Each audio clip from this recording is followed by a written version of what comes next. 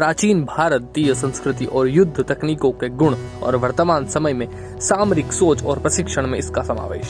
इस सोच के साथ कौटिल्य के अर्थशास्त्र और भगवान गीता को शामिल करने की सिफारिश, लेकिन कांग्रेस की इस पर आपत्ति। College of defence management (CDM) द्वारा किए गए एक आंतरिक अध्ययन में कौटिल्य के अर्थशास्त्र और भगवत गीता जैसे प्राचीन भारतीय ग्रंथों को सैन्य प्रशिक्षण कार्यक्रम में शामिल करने की सिफारिश की गई है। अध्ययन में इस बार भी जोर दिया गया है कि इस क्षेत्र में शोध किया जा सकता है और इसके लिए भारतीय संस्कृति अध्ययन मंच भी बनाया जा सकता है। न्यूज 18 ने अपनी रिपोर्ट में इसकी जानकारी दी। सिकंदराबाद में कॉलेज ऑफ डिफेंस मैनेजमेंट का सैन्य प्रशिक्षण संस्थान है। यहाँ पर सेना, नौसेना और भारतीय वायुसेना के वरिष्ठ अधिकारियों को ट्रेनिंग दी जाती है और उच्च रक्षा प्रबंधन के लिए तैयार किया जाता है।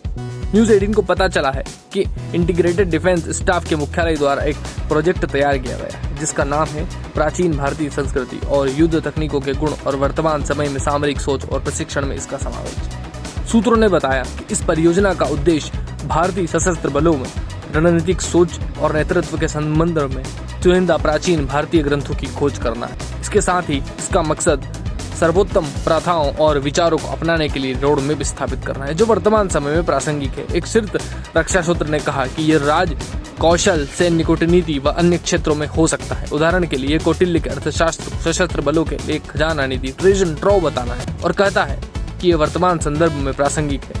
इसमें सशस्त्र बलों के लायक एक सामान्य अधिकारी से लेकर पैदल सैनिक तक के लिए सबक शामिल है। इसमें कहा गया है कि 3 ग्रंथ वर्तमान परिदृश्य में नेतृत्व, युद्ध और रणनीतिक सोच के संबंध में प्रासंगिक है। कांग्रेस पार्टी ने प्रस्ताव पर आपत्ति जताते हुए कहा है कि भारतीय सेना के प्रशिक्षण में भागवत गीता और कौटिल्य अर्थशास्त्र को शामिल करना देश के सशस्त्र बलों के राजनीतिकरण के बराबर है। कांग्रेस प्रवक्ता के मिश्रा ने केंद्र पर भारतीय सेना को राजनीतिकरण करने का आरोप लगाते हुए कहा, कम से कम सरकार को सैन्य मामलों में राजनीति नहीं करनी चाहिए। हमने मुस्लिम सैनिकों की मदद से ही कारगिल को युद्ध जीता है।